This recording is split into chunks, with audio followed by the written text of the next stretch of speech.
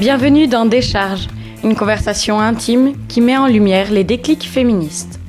À mon micro, des personnes au parcours varié se confient et racontent la construction de leur féminisme.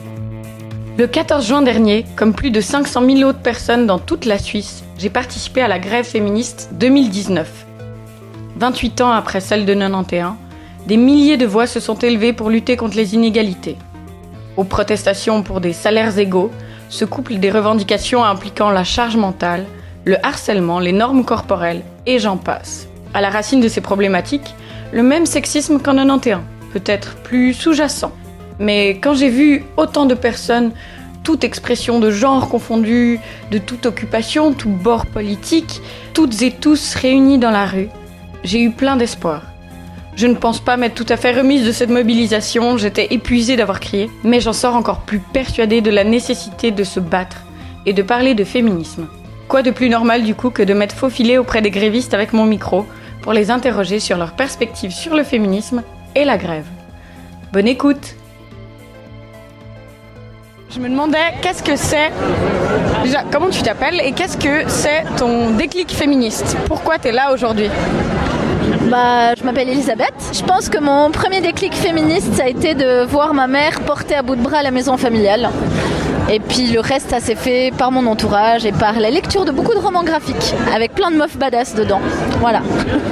Et pourquoi tu te bats aujourd'hui? Parce que fuck le patriarcat et puis on a marre des inégalités. Je m'appelle Solvay.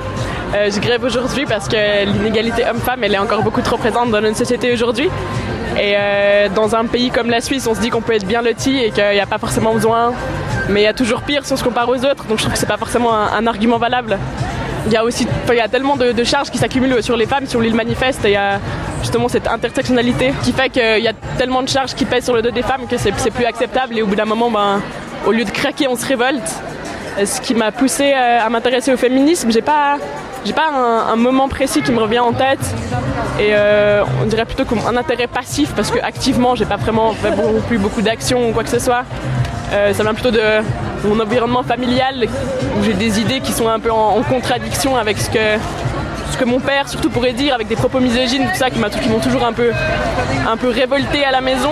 Et du coup on pourrait dire, dès que j'ai eu un peu l'âge de m'intéresser à la politique ou à certains enjeux sociétaux, donc environ dès mon entrée au lycée, dès 15-16 ans, je me suis intéressée à ça. Et après bien sûr qu'avec l'engouement qu'a pris le féminisme et le mouvement MeToo et tout, c'est quelque chose qui est devenu un peu plus présent dans notre vie de tous les jours, et on peut se présenter activement en tant que féministe. Je m'appelle Ludo, et puis je pense que le déclic, c'était quand j'avais commencé à travailler dans le service il y a 10 ans en arrière, dans des bars donc, et il y avait en exemple assez flagrant qui m'est resté encore jusqu'à aujourd'hui, où une collègue s'est vraiment bien fait harceler, et c'était vraiment ça qui a fait en sorte qu'aujourd'hui je m'intéresse beaucoup à ça. C'est surtout l'harcèlement qui me dérange, cette violence, ce non-respect gratuit, et bien sûr aussi tout ce qui suit après. Je m'appelle Anouk, je suis là aujourd'hui parce que je pense que c'est important pour toutes les femmes de se battre pour l'égalité, de protester pour l'égalité.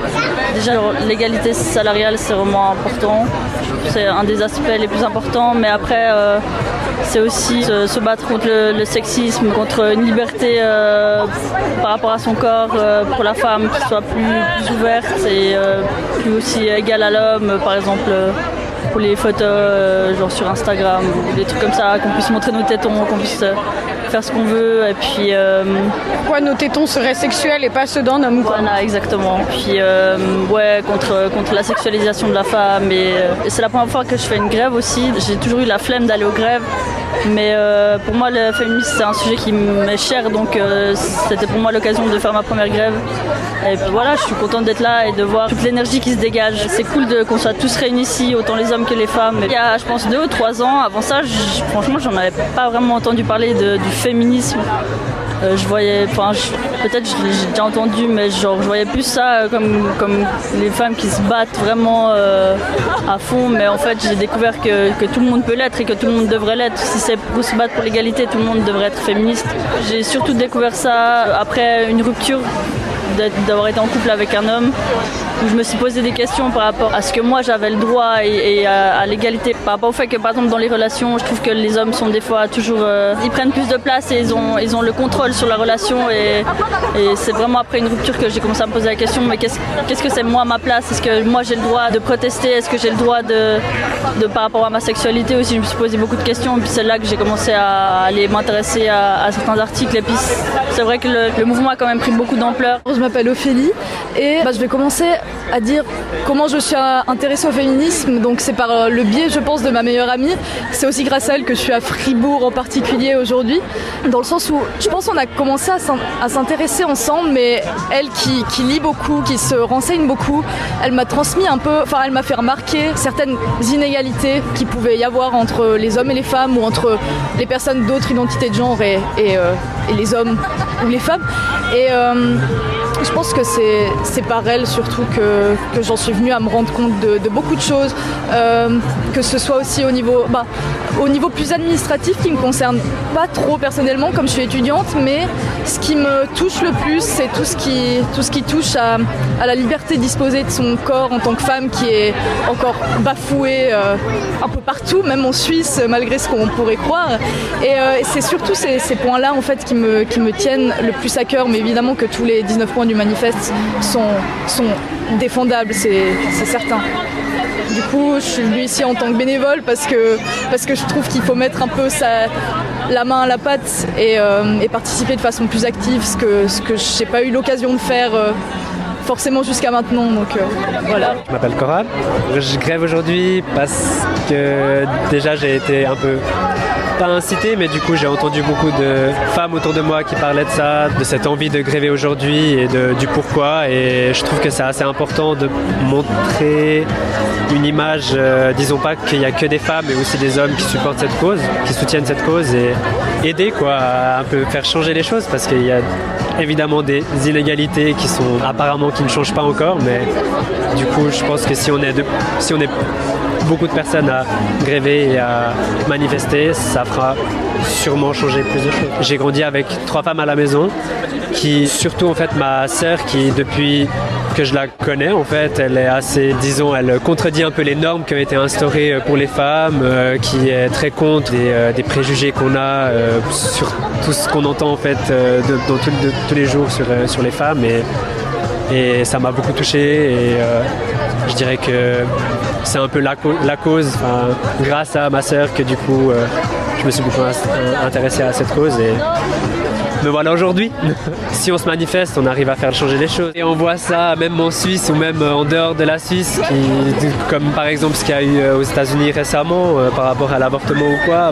Finalement, tous ceux qui ont décidé ça, c'était des hommes blancs, et que ce soit raciste, misogyne et tout ce que tu veux. Du coup,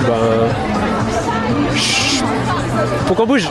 Je m'appelle Camille et si je fais grève aujourd'hui, pourquoi ça fait du sens pour moi, c'est que ça fait un petit moment que je suis quand même intéressée par le combat féministe, mais que venant un peu d'un milieu universitaire, tout ça, c'est toutes des thématiques qui sont trop souvent dans des sphères un peu trop élitistes, et du coup le fait d'aller, de se rassembler en masse, et ça rend le truc populaire. Moi c'est vraiment essayer de faire de soulever le débat, que la prise de conscience, vu que le féminisme atteint toutes les sphères, que vraiment ils descendent dans la rue, et c'est ça, c'est vraiment pour ça que je suis là aujourd'hui.